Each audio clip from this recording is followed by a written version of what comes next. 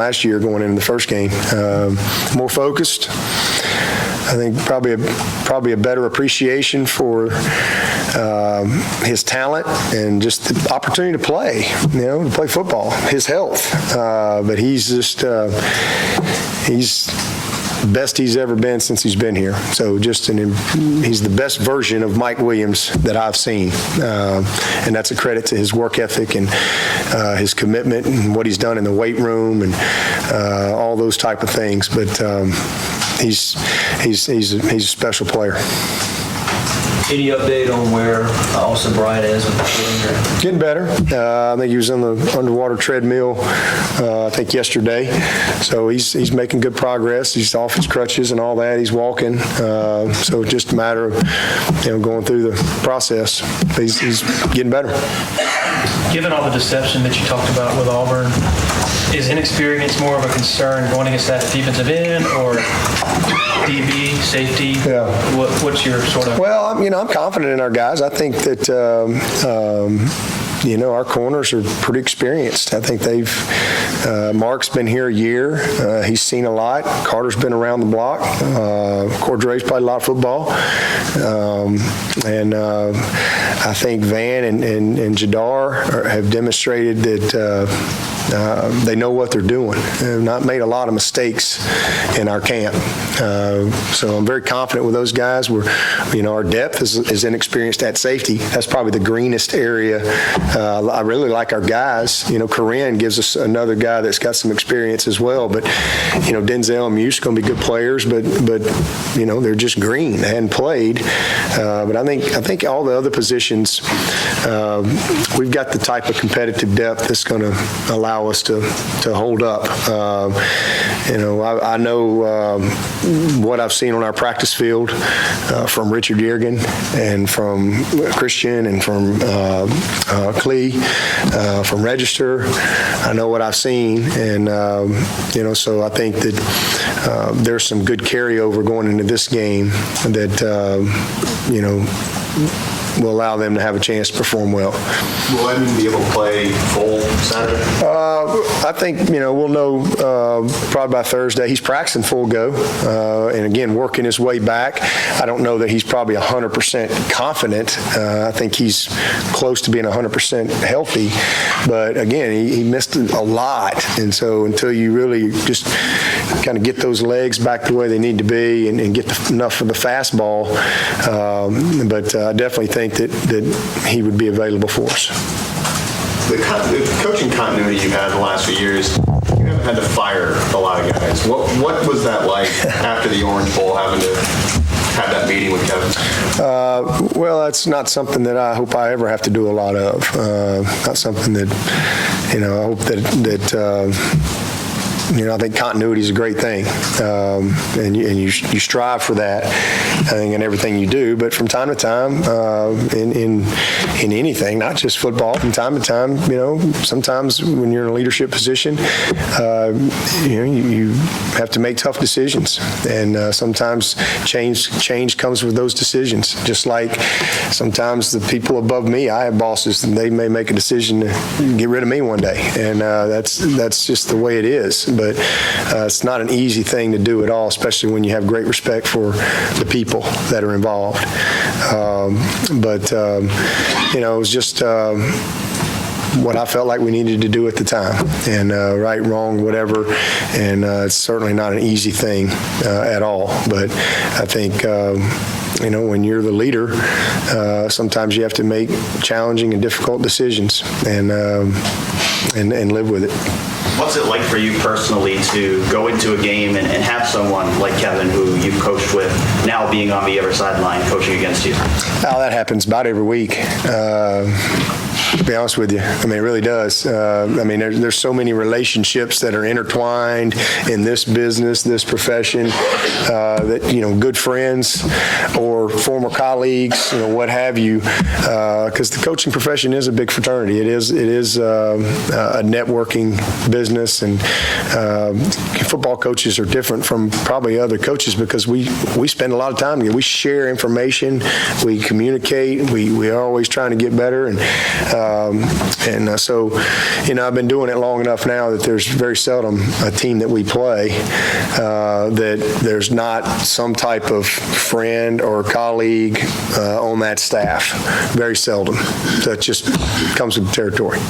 Dabo, why do you think it is that many college football teams do not come out and stand on the field for the national anthem? And here at Clemson, would you like to see that change? Yeah, I don't know. To be honest with you, why that's that way. I know we did it for the national championship game. I thought it was awesome, but I don't know. They did it for all the other sports. I don't know why it's that way.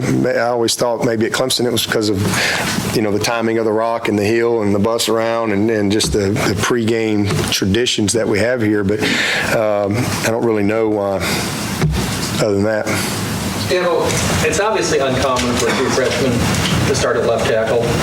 I'm just curious what you saw in the growth in Hyatt from all through last season, and what the sort of return on investment you're going to get going forward from having that kind of experience with somebody that young.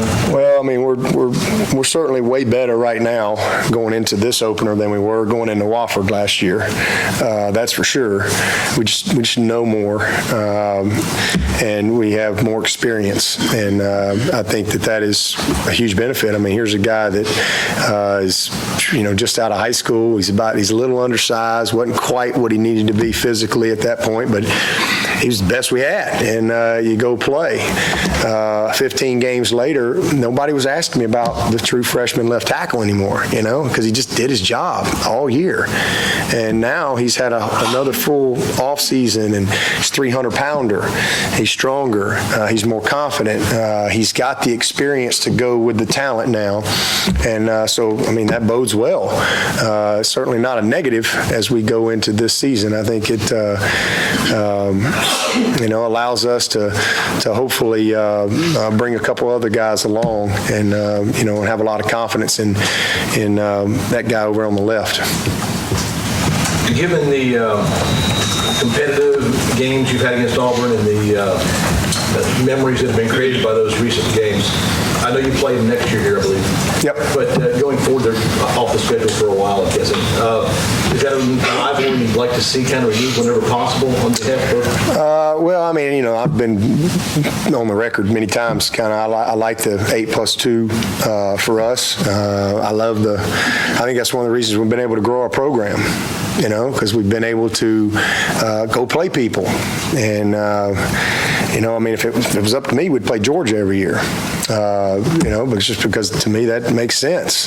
They're just down the road, and there's a lot of tradition in that. And you get beat every year too. But I think that from what we're trying to do within our conference, and to be able to step out and play Georgia and South Carolina every year, I think that's great. But that's not where we are. But we try to keep that ability to go and play somebody that you wouldn't normally see. And, Auburn is a great opponent. We've had we played them, I guess we played them, 3 years in a row at one point. And I think we were supposed to play Ole Miss this year. That stuff's done so far in advance, and I think that with Notre Dame came in, all that stuff got changed, and we ended up with Auburn for 2 years, following up Georgia for 2 years. But I just like the fact that we can step out of conference, and obviously we're going to play South Carolina every year, but to be able to go and play somebody that kind of gives you a different feel outside of your league that you maybe don't know as much about or see as often, I think that's a good measuring stick for you as a program. And we got Auburn one more year, and I believe we've got Texas A&M for a couple of years after that. And plus Notre Dame is in that mix too. So I think we got a good schedule, but I enjoy it. I think it's been a tough challenge over the last 7 years, but and it's always better when you win those games. But I think that that's one of the things that has allowed us to build the culture of our program and the mentality that you have to win those type of games. Dabo, I'm guessing that your Alabama friends and teammates who wished you well back in January but were maybe on the fence are all in right now? Oh, there's no doubt. There's no doubt about that. Oh yeah. We're all one big happy family once again. There's no doubt about that. Coach, after Clemson played there in 2010, Kevin Steele, told us that the headsets went out for a large part of that critical third quarter. Do you have contingencies for that type of thing happening? Because it's obviously happened there before. Do you have contingencies for headsets going out? Yeah, just everybody come on down, boys, and we'll just handle it from the sideline. I mean, that's our contingency. That's about it. We got enough good coaches on the field, and we can keep rocking and rolling. That didn't have nothing to do with us losing down there. I mean, they won, they beat us. We had opportunities to win and didn't get it done. But when those type things happen, it's supposed to be the same for both teams. But if you had some crazy situation like that, we just wave at them to come on down and see if we can hold on till everybody gets there. That's the only contingency we got. Dabo, can you talk about the metamorphosis of you and the program, how it kind of mirrors itself from being a guy that gets this job and with something to prove and a fighter, and then now to where there's expectations here, being in the national championship game? What has changed about you and the program and everything? Helps you keep that edge? There's nothing changed. Ain't nothing changed. We still got a lot to prove. I'm as hungry as I've ever been, probably more so. And last time I checked, every time we lined up to play in 2009, we were expected to win. And when we didn't, there wasn't nobody in here going, oh, it's okay. We didn't really mean to win that game. We didn't have to win that game. So when you get the job at Clemson, the expectations are always there. So nothing has changed here. And, we're trying to go for our 6th 10-plus win season in a row. So that's when I got the job, that was the expectation of what we should be as a program at Clemson. And so my expectation is that we still got a long ways to go. We're just, we've made good progress, but, until we go win 2 or 3 national championships, we're just little old Clemson.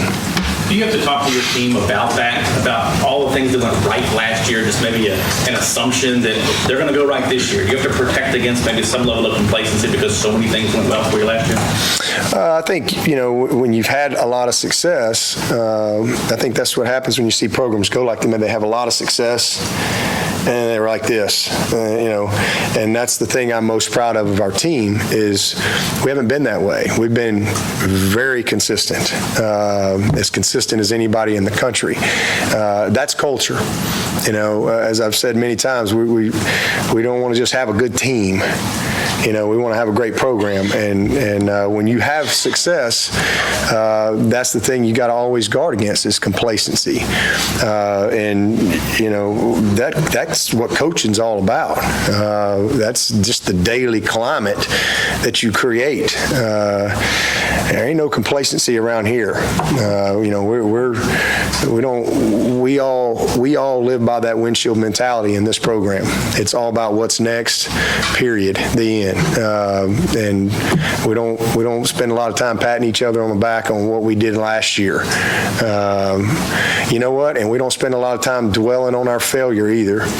We're just trying to get better. And I think if you're any type of company or football team or whatever, and you're going to maintain any level of consistency, you got to always keep getting better. And that's what, when people start saying, well, man, they're a great program, well, the only reason anybody's going to say that is because you've been incredibly consistent for a long period of time. And that's all we're trying to do. I don't measure the seasons by wins and losses. I really don't. I measure the seasons on preparation and commitment and character and discipline and toughness. Those are the things that that I measure our seasons with. We may go 9-3, and there's a lot of people out there that say we had a bad year. Well, I don't look at it that way. There's a lot of things that can determine a win or a loss on a scoreboard. I'm more concerned about how we do things, because I know if we're committed to doing things the right way, then we can have consistency. When you've got the talent that we have here. Watching film with LSU, how much have you seen Kevin Steele's defense has changed maybe from when he was here to now? Not a lot. I mean, tough, physical, well coached, aggressive. Kevin Steele's a heck of a coach, always has been. And we didn't have a change here because he wasn't a good coach. He's knows what he's doing, and he did a great job at LSU last year. But he's always been an in-your-face, attacking type of a defensive guy, and I don't expect that to change. Dabo, what have you guys done to make your coverage teams better over the last 3 or 4 weeks? Well, we've done a lot. We learned from last year. We've studied ourselves. We've studied other people. We've met with other people. We really evaluated our personnel and everything. You name it, we've done it. And we've peeled the onion back every layer you can to evaluate and get better. We're excited to hit the field and see if we can have a much better year this year in that particular area. Who'd you meet with? I'm not going to get into a couple of people we met with, but we actually had 3 different consultants that I wanted a fresh view from, and it was very consistent. Very consistent. A lot of good. A lot of positives, a lot of really good things, but there were some definite things that we were able to learn from too. Just like we do with offense, just like we do with defense. So it was good. Coach, all August long, you're trying to find a backup for punter other than Hunter Renfro. No changes there on the depth chart. If something should happen to Teasdale, do you know who you'll send out there? Right now, Hunter's I'm kind of my comfort zone with him because he's just a baller. But I really like the candidates that we have. I think we're in a really good place for the future of that position between Carson King and Will Spires and Michael Batson. I think those 3 guys, that's going to be a competitive battle as we go on. Right now, Carson King, just with the amount of competitive kicks that we've had, it's close. But right now between King and Spires, but Spires hasn't been redshirted. Would love to redshirt him. Love to throw his butt down there in the power. He's a big old 6'6" kid that I think's got a chance to be really special. But King right now would be our next guy, so we'll make that decision a little bit later. But he's had a pretty good camp. You mentioned getting a lot of support from your Alabama, friends and ties and so forth. Do you still talk to Coach Stallings much, and how much did he influence you as far as being a coach and your style of coaching? Yeah, I talked to Coach quite a bit. Just talked to him last week, as a matter of fact, and went to, we had a big Coach Stallings reunion back in June in Tuscaloosa, and that was a blast. Got a chance to spend a weekend with a bunch of old teammates and just telling stories. So we had a good time. His grandson is a freshman for me here, J.C. Chalk. So Coach, he's planning on hopefully making a couple games this year. But I wouldn't be here if it wasn't for Coach Stallings. He's been a great mentor for me. He's a great friend, and has been a big time influence and example to me in a lot of ways. So I was with him for all 7 years at Alabama, and did not know how fortunate I was until way after the fact. Do you have a specific